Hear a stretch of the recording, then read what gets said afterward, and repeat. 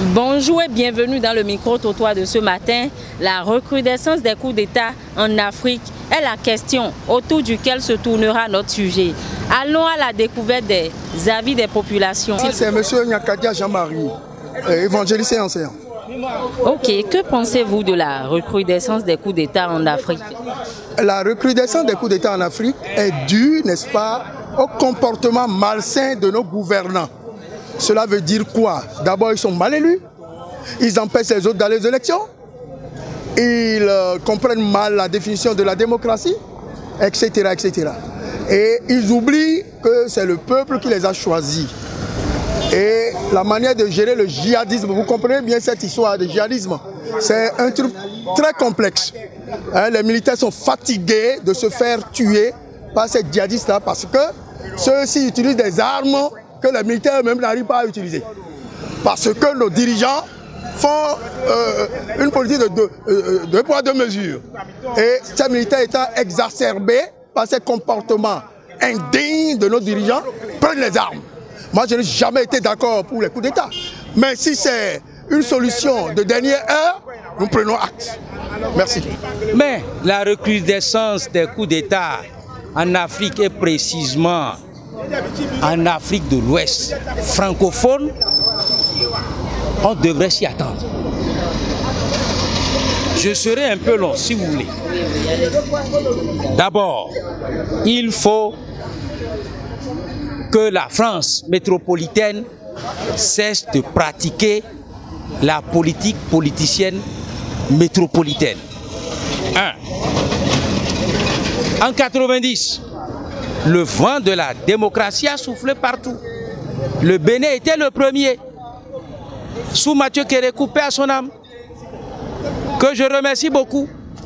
Grâce à lui, appuyé par M. de Souza, il y a eu la démocratie pluraliste, libéraliste. Mais aujourd'hui, qu'est-ce qu'on constate? Le cas de la Guinée-Conakry, le cas du Mali. Mais quand ceux qui viennent au pouvoir, on a vu Alpha Condé, qui a organisé un coup d'État constitutionnel et a demandé à rester au pouvoir éternellement.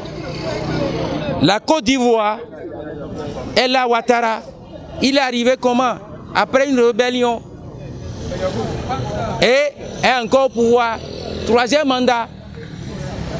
Le cas du Burkina Faso. Les hommes intègres. On a vu des coups d'État répétés.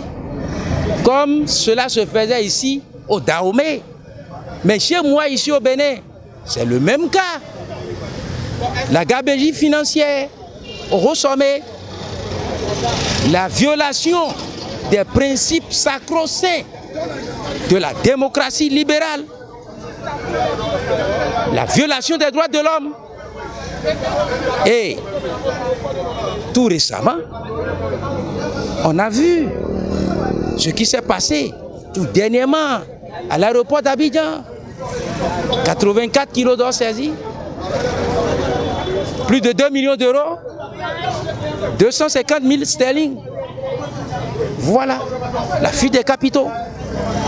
Mais quand vous organisez des coups d'État constitutionnels, vous ne voulez pas respecter les principes sacro-saints de la démocratie libérale qui vous a porté au pouvoir, attendez-vous à recevoir dans votre palais les bruits de bottes, c'est-à-dire la prise de pouvoir après des coups d'État. Vous ne pouvez pas éviter. Donc, disons-nous la vérité, il est temps que la France libère ces États-là. Vous avez vu ce qui se passe au Mali? Mais les Maliens ont décidé de prendre en main leur destinée en voulant collaborer avec la Russie. Mais ils ont fait 8 ans. Ils n'ont pas pu assurer la sécurité des Maliens. Les djihadistes sont là. On tue les Maliens comme des mouches. Mais l'armée française était là, non? Alors, aujourd'hui, au Bénin, les djihadistes sont ici. Mais point d'interrogation sur la fin. Mais nous invitons tous les responsables qui sont encore là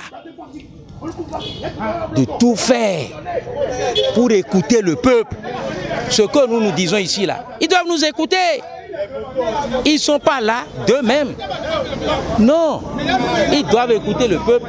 Commencer par vider les prisons, les détenus politiques. Libérez-les.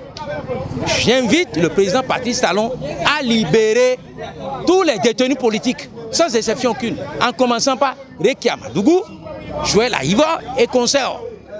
Accepter le retour de tous les exilés politiques. Organiser une conférence nationale. S'il veut la paix, s'il veut sortir par la grande porte, comme son feu père Mathieu Kérékou. Merci.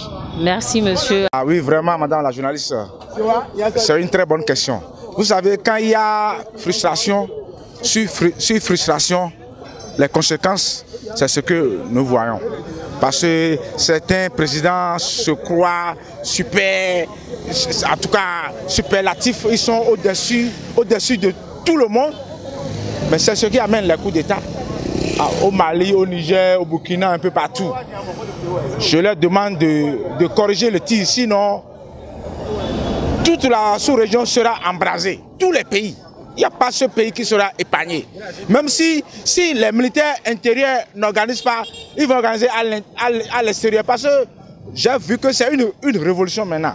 Je ne veux pas ça pour mon pays.